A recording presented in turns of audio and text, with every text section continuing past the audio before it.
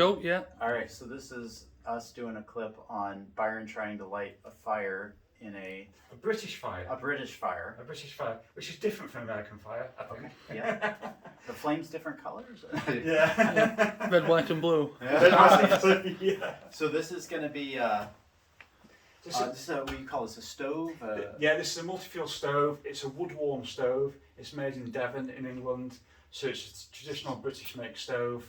It's connected to a twin wall system, and it's a live appliance, which means we can have fire in the training centre.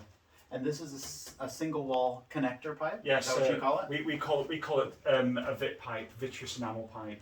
Vitreous enamel. Yeah. So that's not a coat of paint. That's like an enameled on, baked on finish. Yeah. And essentially, it's a single skin stove pipe.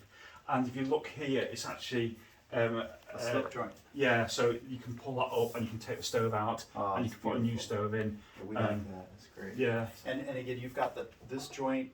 This pipe is going into the pipe below, which is what we do as well. And then this one goes into the stove collar. Good. Yes. And then a transitional element to, what do you call this section? We call this twin wall insulated. Okay. In America, we say Class A chimney pipe. Right. Okay. Yeah. And you got a nice little support Yes. here that carries the structural weight. And what do you call this where we pass through the ceiling? So they're called vented fire stops. A vented fire stop. Okay, ours are unvented. They're sealed, so we don't permit the flow of ambient air through there. Do I understand that you do permit the flow of ambient air? We do, because it helps cool it on. Absolutely, makes sense. Maybe America will listen to this. Okay, well this is great. So my job is to start a fire. Good job to start a fire. Whew.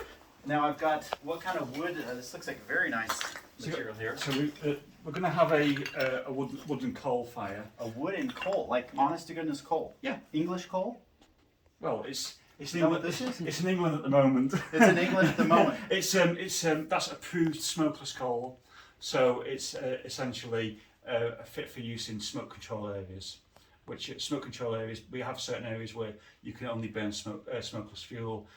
This isn't a For emissions, reasons for health, and yeah. This isn't a smoke control area, so we can burn exactly what we want.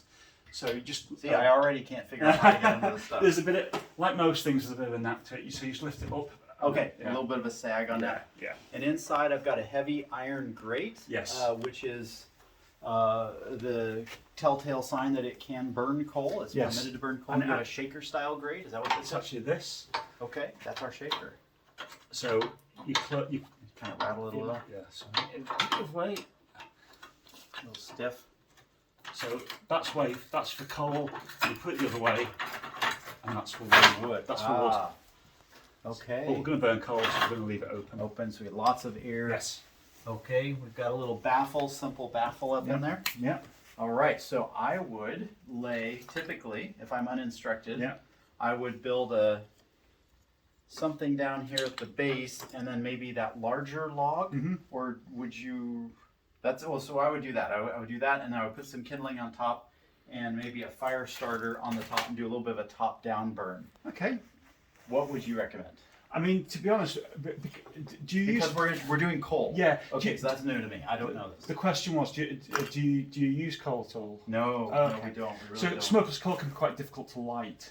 Yes. So for top-down burning works to a point with smokeless coal, but it needs a lot more heat to get started. So I would certainly probably put some kindling at the bottom, then the log, and then some coal, and then some kindling on top of that.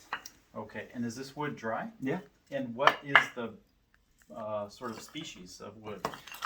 Most common you get is birch logs. You can get ash logs. Obviously, there's more harder woods like oak, etc. But generally speaking, in DIY shops, you tend to get. This is nice and light. Yeah. Like a pine, maybe. Or? Yeah, it's some places they're essentially offcuts in some places. Other places the chopped up logs. But now, is this even remotely close to what you would do? Yeah. And then put this in? Yeah. Would you just do an angle, or would you prefer to stack them? Personally, I do it that way, just to make sure that bit gets lit first. That's just a personal preference. On the bottom? Yeah. Oh, okay. Yeah. Would you do a little more kindling before we put a coal on, or not even put the coal on yet? So at this point, I'd probably put some more kindling on. Okay. Coming up. And shall I just crisscross applesauce? Yeah. The Brits are laughing at me. I've never heard that term before. More? Okay, should we put some coal on now? Okay. Would you do 2, 3, 4? They're rolling away from me. Gotta make a little bed here. We're just gonna nestle them in here, right? Yeah, yeah. Because we need to get them lighted, and it's gonna take a lot of heat. Yes. It's important to, when you're starting a coal fire, not to pack it too tightly because it needs the air from underneath the grate. Okay. To get it going. So maybe another 3 or 4 pieces of coal. Oh, really? Okay. Yeah. And how long would you anticipate this fire burning if this goes well? Burn for maybe 2 hours? Well, what would happen is that after about 3/4 of an hour, we'd then put some more coal on, and then we'd then refuel it probably every hour. Okay. This reminds me of a barbecue. All right, now we're going to use a fire starter. Yes, yes, fire lighters. Yeah. Okay, fire lighter. Okay, new brand.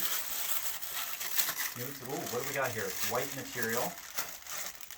So I assume I break a square off. Yeah. It's very lightweight. I use loads of these. Let's just go for it. Yeah. So maybe 2.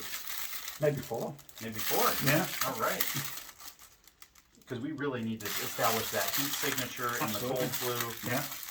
And what kind of product is this? It's extremely lightweight. It's just, if you just smell it, it smells of like fuel. It does. Ah, so it's like I like fossil fuel yeah. kind of like. I like it because it essentially gets the fire hot quickly. I see. Now I'm just gonna guess this is next. Yeah. All right. And do I preheat the flue a little, maybe just in case? I go for it personally. Oh, you're right. Those really take off beautifully. Yeah. Now we've made a mountain of fuel in there. Yeah, those little lighters, do they burn pretty quickly? Yeah. I see. I close the door. Remember, you just have to push it upwards slightly. Yeah. It's like a blowtorch. A blow lamp, you Yeah. call them here. No, blowtorch. Blowtorch. Yeah. And the air control's open, so the bottom air control's open. And this is pulling room air. Yeah. Is the top air control open? Top air control's open. Lovely. And it's just really taken off there. This Yeah. is going to be nice. So this is a pretty common way for people in the north of England to heat is they'll take some smokeless coal and they'll add it to a wood fire bed and Yeah, but what we tell customers, if you're starting a wood fire, obviously just use wood. If you're starting a smokeless fuel fire, you've got to add a fair bit of wood to get the smokeless coal going. But after this bit, don't put any more wood on because the moisture in the wood and the sulphur from the coal creates, combine yes, and it will rot your chimney liner. H2SO4 Yeah. and Yeah. you've got sulfuric acid. Okay. Exactly. So it's merely an accelerant rather than the way to start to use it for hours and hours and hours. I love it. Dave, thank you so much. How to build a fire in the north of England.